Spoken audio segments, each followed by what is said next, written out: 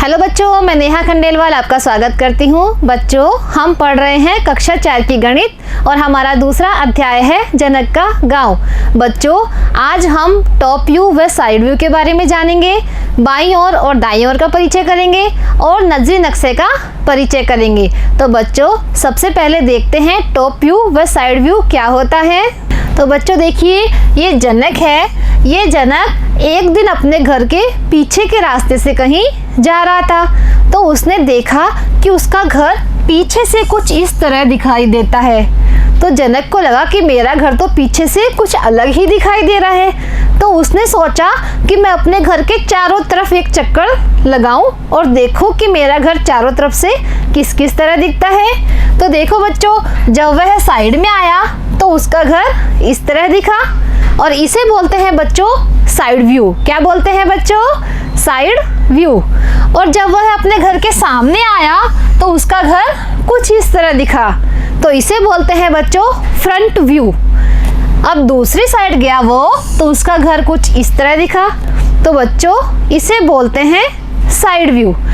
फिर बच्चों प्रेम उसके पास आया और प्रेम ने बोला, अरे जनक, चलो हम छत पर पतंग उड़ाने चलते हैं। तो जनक खुश हो गया क्योंकि उसको पतंग उड़ाना बहुत अच्छा लगता था। तो उसने बोला, हाँ प्रेम, मैं तुम्हारे मकान की छत पर आता हूँ। तो दोनों दोस्त प्रेम के मकान की छत पर चले गए।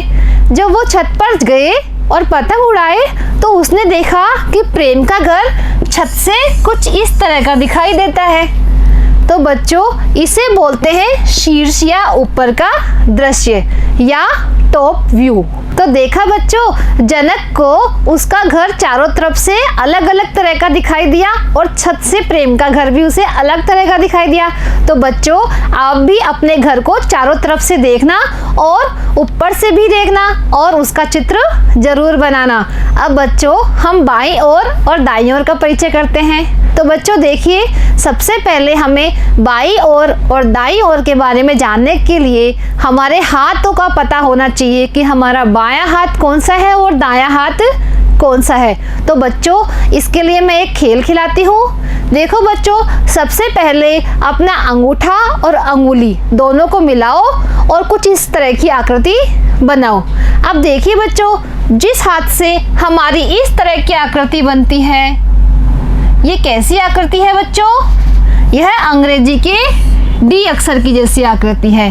कैसी आकृति है बच्चों? डी अक्षर की जैसी आकृति, क्योंकि अंग्रेजी का डी अक्षर भी कुछ इसी तरह का होता है। तो बच्चों जिस हाथ से हमारे अंग्रेजी के डी अक्षर की जैसी आकृति होती है वह हाथ होता है हमारा दायां हाथ। और दूसरा हाथ करो अब बच्चों। अब इससे कैसी आकृति बनी? इससे बनी है बच्चों अंग्रेजी के बी अक्षर की जैसी आकृति। देखिए अंग्रेजी का बी अक्षर भी कुछ इस तरह का ही होता है। तो बच्चों जिस हाथ से अंग्रेजी के बी अक्षर की आकृति बनती है वो हाथ कौन सा होता है? बायां हाथ। तो बच्चों अब हमें पता चल गया कि बाईं ओर और दाईं ओर क्या होता है। जिस हाथ से हमारे डी अक्षर की आकृति बनती है तो वो है दायां भाग, और जिससे बी अक्षर की आकृति बनती है वो है बायां भाग। डी फॉर दायां, बी फॉर बायां। अब बच्चों यहाँ पर कुछ चित्र दिखाई दे रहा है, तो हमें बताना है कि कौन सा चित्र बाईं तरफ है और कौन सा चित्र दाईं तरफ है। तो बच्चों सबसे पहले हमारे हाथ से आकृति बनानी है। अब देखो बच्चों, जब हम ऐसे खड़े होते हैं तो इस हाथ से हमारी कैसी आकृति बन रही है? डी की आकृति बन रही है। तो बच्चों जो शेर है वो कौन सी तरफ है? दाईं तरफ है। अब देखिए बच्चों, इस हाथ से हमारी कैसी आकृति बन रही है? अंग्रेजी के बी अक्षर की जैसी बन रही है। तो बच्चों इसका मतलब है कि जो चिड़िया है वो हमारी कौन सी तरफ है? बाईं तरफ है। ठीक है बच्चों। तो बच्चों अब हम आसानी से बाईं ओर और दाईं ओर के बारे में बता सकते हैं। अब बच्चों हम देखते हैं नजरी नक्शा। बच्चों नजरी नक्शा क्या होता है? नजरी नक्शा होता है एक नज़र से पूरे दृश्य को देखना। तो जनक ने क्या किया? अपने गांव का एक नजरी नक्शा बनाया और उसने सभी स्थानों को उसमें दर्शाया।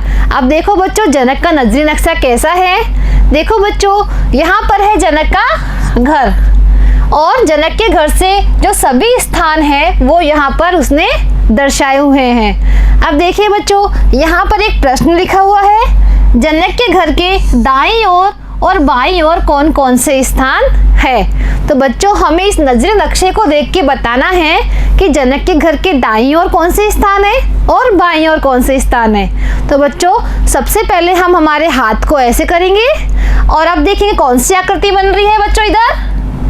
इधर बन रही है बच्चों डी की आकृति। और जब इस हाथ को करेंगे तो बच्चों कौन सी आकृति बन रही है, बी की आकृति। अब बच्चों हमें पता चल गया है कि उधर वाला भाग है दायां और इधर वाला भाग है बायां। तो बच्चों अब हम आसानी से बता सकते हैं कि जो जनक का घर है उसके दाईं तरफ क्या क्या है, रुबीना का घर, आंगनवाड़ी, तालाब, मंदिर, छोटू किराना स्टोर और हैंडपंप, ये सब जनक के घर के दाईं तरफ है। अब देखिए बच्चों बाईं तरफ क्या क्या है, राजकीय माध्यमिक विद्यालय बुद्धनगर, अटल सेवा केंद्र, पंचायत भवन और प्रेम का घर, ये जनक के घर के बाईं तरफ है। तो बच्चों आप भी अपने गांव का एक नजरी नक्शा बनाइए और उसमें अपने गांव में जो जो स्थान है जैसे अस्पताल, विद्यालय, दुकान, ये सभी उस नजरी नक्शे में आप दर्शाइए। तो बच्चों अब हम अगली कक्षा में एक नए अध्याय के साथ मिलते हैं। धन्यवाद।